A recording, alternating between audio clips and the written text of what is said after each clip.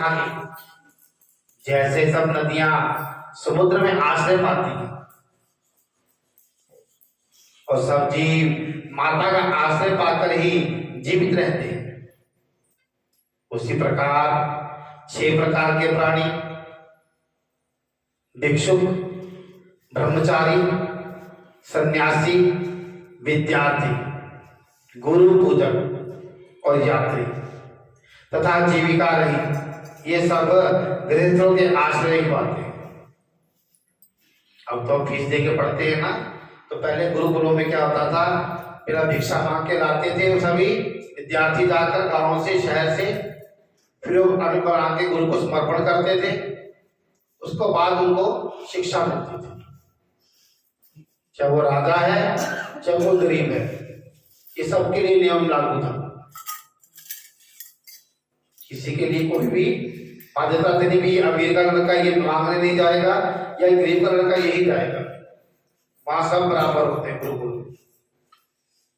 आज भी किसी गुरुकुल में जाओगे वहां एक ही कैटेगरी में रखा जाएगा, ये नहीं ब्राह्मण होंगे उनको अलग वो शिक्षा देंगे, क्षत्रिय होंगे उनको अलग, नहीं, सभी को बराबर।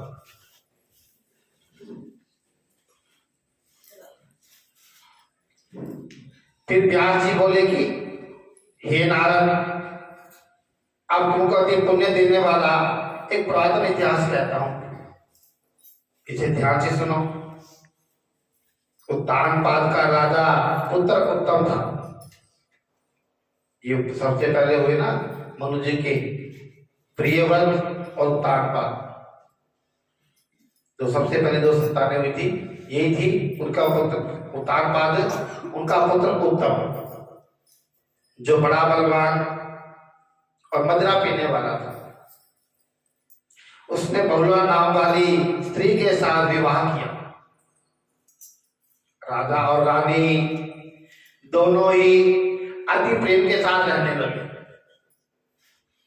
एक समय राजा ने वैश्य का नृत्य देखते हुए मदिरा पान किया और रानी को भी मदिरा पीने के लिए कहा,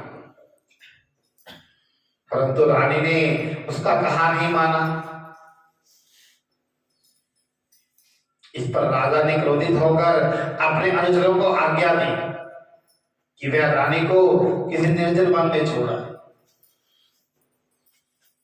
तत्पश्चात राजा रानी के वियोग में दुखी तो हुआ, मगर उसने दूसरा विवाह नहीं किया और प्रजा की पुत्र के समान पालना करने लगा।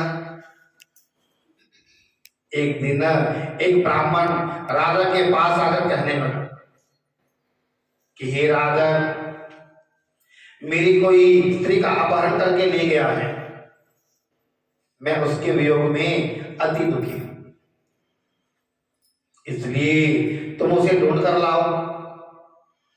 राजा कहने लगा कि हे महाराज, मैं नहीं जानता कि आपकी स्त्री कौन है, किधर और कहां कोई ले गया है, अतः मैं आपकी स्त्री को कैसे ढूंढ कर ला सकता हूं। ब्राह्मण कहने लगा कि हे राजन, छठा भाग लेकर आप प्रजा के रक्षक, और मेरी स्त्री घर में सो रही थी, वहां से उसको कोई हर कर ले गया। अब आपका कर्तव्य है कि आप उसे कहीं से भी ढूंढ कर लाओ। राजा कहने लगा कि हे विप्र, मैंने तुम्हारी स्त्री को कभी देखा तक नहीं कि वह कैसे स्वभाव वाली और कैसे रूप वाली है। तब ब्राह्मण बोला कि वह यद्यपि कठोर वचन बोलने वाली, कुरूपा, काले रंग की तथा कर्कश स्वभाव वाली, कर्कश स्वभाव उसको कहते हैं जो हर समय अच्छा बोल रही, जब भी बात निकालनी बुरी ही निकालनी, परंतु मैं उसकी कोई निंदा नहीं करता क्योंकि वह मेरी पत्नी है, अर्थात अर्धांगिनी है। तब राजा कहने लगा कि जब तुम्हारी स्त्री ऐसी कुरूपा और क्रूर स्वभाव वाली है, तुम उसको लेकर क्या करोगे? मैं अति सुंदर और कल्याणकारिणी दूसरी स्त्री लाकर दे सकता हूं। ब्राह्मण कहने लगा कि हे राजन, मेरी स्त्री मेरे धर्म और कर्म की अर्धांगिनी है।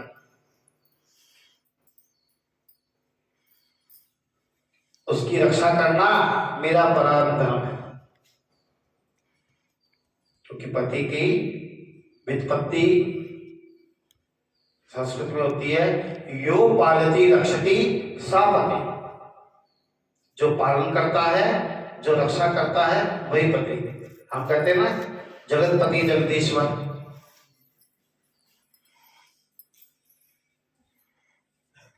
जो पति अपनी पत्नी की रक्षा नहीं करता, उसके वर्ण शंकर संतान उत्पन्न होती है और उसके पितर नरक के वासी होते हैं। जो मनुष्य वैश्यागामी होता है उसका कल्याण नहीं होता। जो मनुष्य ऋतुकाल के पश्चात अपनी स्त्री से भोग नहीं करता, उसके पितर 1 मास तक उसके उदर में तैरते रहते हैं। ब्राह्मण के ऐसे वचन सुनकर राजा अपने शस्त्र लेकर रथ पर सवार हुआ और चारों ओर घूम फिर कर उस स्त्री को खोजने लगा। कुछ दूर जाकर उसने एक आश्रम देखा, जहां पर एक महान तेजस्वी ऋषि कुशा के आसन पर विराजमान है। राजा को देखकर भी उस ऋषि ने राजा का कोई आदर सत्कार नहीं किया और बोला कि मैं जानता हूं कि तुम राजा उत्तानपाद के पुत्र हो, मगर तुम यहां किस कारण से आए? राजा कहने लगा कि हे मुने, ब्राह्मण के घर से उसका कोई उसकी स्त्री को हर कर ले गया है। मैं उसकी खोज में इधर आया हूं, परंतु आपने अर्घ आदि कुछ भी नहीं दिया और ना ही किसी प्रकार मेरा सत्कार किया। इसका क्या कारण है? ऋषि ने उत्तर दिया कि हे राजन, तुम अर्घ के योग्य होते हुए भी इस समय उसके पात्र नहीं हो, क्योंकि तुमने अपनी निरपराध स्त्री को वन में त्याग दिया है, जहां स्त्री का धर्म है कि वह तन मन से अपने पति की सेवा करे, क्योंकि पत्नी का नाम भी क्या है? समर्पण।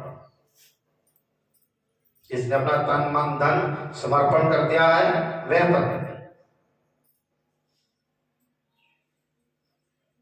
और उसकी आज्ञा का पालन करे। वहां पुरुष का भी धर्म है कि वह अपनी स्त्री का यथोचित सम्मान करे। जिस घर में स्त्रियों का मान होता है वहां देवताओं का वास होता है। यत्र नारी पूजन्ते तत्र रमन्ति देवता।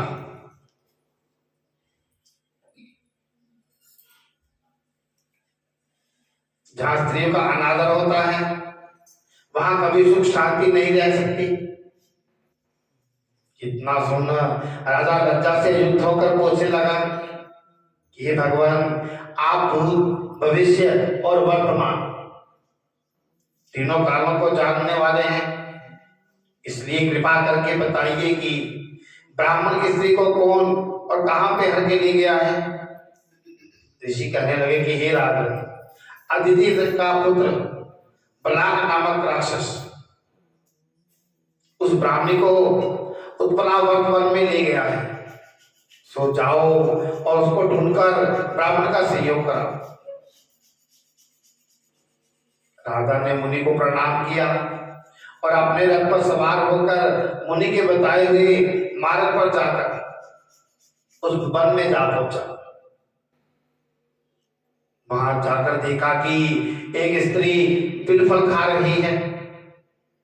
जैसा ब्राह्मण ने बताया था वैसा उसका रंग रूप देखकर राजा ने उसको पहचान लिया और कहा कि हे कल्याणी, तुम कौन हो और इस वन में कैसे आई हो? ब्राह्मणी बोली कि मैं अतिरात्र ब्राह्मण की पुत्री और विलास पुत्र की स्त्री हूं। मैं अपने घर में अकेली सो रही थी कि ये बलाक नामवार राक्षस मुझको हर कर यहाँ पे ले आया है। यहाँ लाने के बाद ना तो उसने किसी प्रकार का कोई कष्ट दिया मुझे और ना ही मेरा सीतम नष्ट करने की इच्छा की। इतना होने पर भी मैं यहाँ पर अत्यंत दुखी हूं। राजा ने कहा कि हे ब्राह्मणी, वह राक्षस कहाँ गया है? मुझको तुम्हारे पति ने ढूंढने के लिए भेजा है। ब्राह्मणी ने कहा कि वह इस वन के अमुक स्थान पे गया। तो राजा ने ब्राह्मणी के बताए हुए उस स्थान पर जाकर राक्षस को देखा। राजा को देखकर वह राक्षस उसके पैरों में गिर पड़ा और कहने लगा कि हे राजन, मुझे क्या आज्ञा है? राजा ने कहा कि हे निशाचर, तो उस ब्राह्मणी को क्यों हर कर लाया है? राक्षस कहने लगा कि हे राजन, जो हुआ सो हुआ। आप जैसी आज्ञा देंगे मैं वैसा ही करूंगा। तब राजा ने कहा कि हे निशाचर, यदि तू ये स्त्री के साथ विवाह करना चाहता है तो वह देख, यह अत्यंत कुरूपा है। यदि खाने का इरादा है तो वैसा कह। राक्षस कहने लगा कि हे राजन, मेरे घर में अनेक अप्सराएं हैं, उनको छोड़कर मैंने कभी किसी के साथ भोग की इच्छा नहीं की है। मैं मांस भी नहीं खाता हूं। मैं तो केवल पूर्व जन्मों के पापों का प्रायश्चित कर रहा हूं।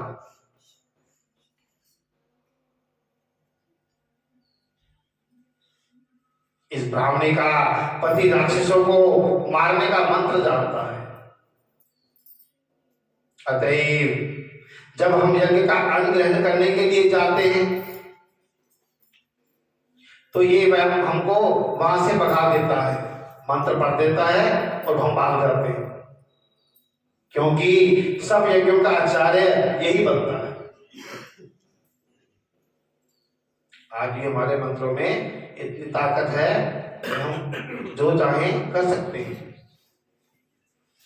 ये नहीं, लेकिन अपनी क्या होनी चाहिए? सबसे पहले निष्ठा होनी चाहिए। हम भटक रहे हैं आजकल। आज सनातन धर्म इसी वजह से कुमार कर रहा है। हमारी देवी देवताओं जैसे कोई देवी देवता नहीं।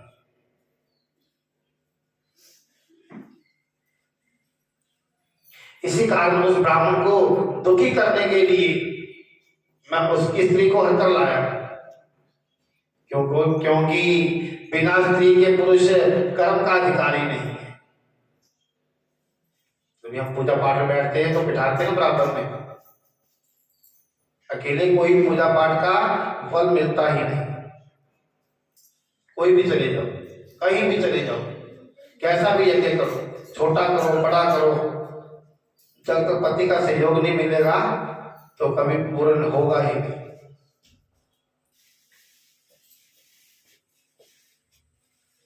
यह सुनकर राजा ने विचार किया कि यह राक्षस भी हमारी निंदा करता है।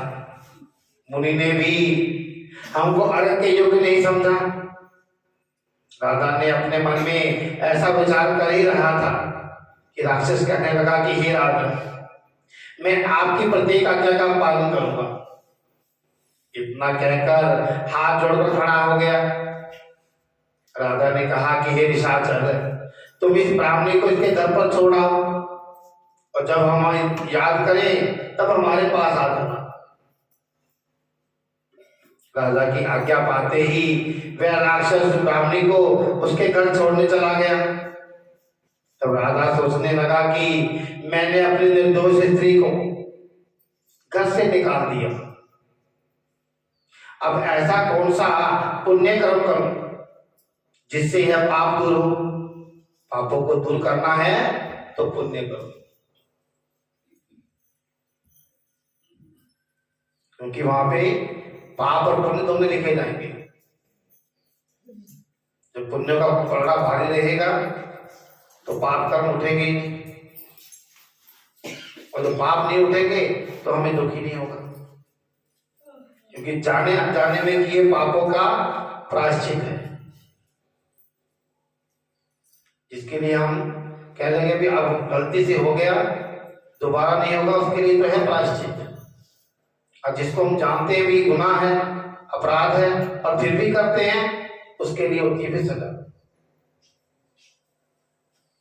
उसके लिए 100% आपको सजा ही मिलेगी, क्यों आपको उसका चीज के जानकार होना और फिर भी उसको पाप कर रहे हो तो उसके लिए सजा है। हाँ, अनजाने में हो जाए उसके लिए प्रायश्चित कर सकते हैं।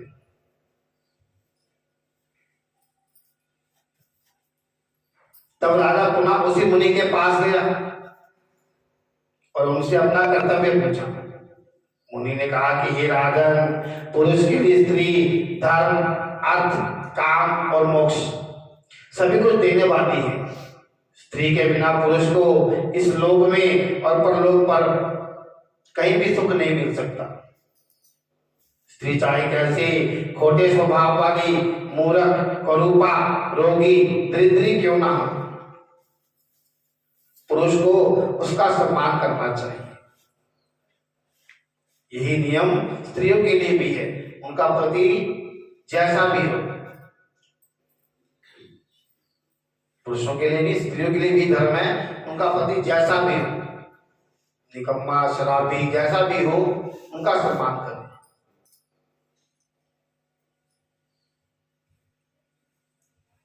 राजा कहने लगा कि हे मुनि, मैंने अपनी निर्दोष स्त्री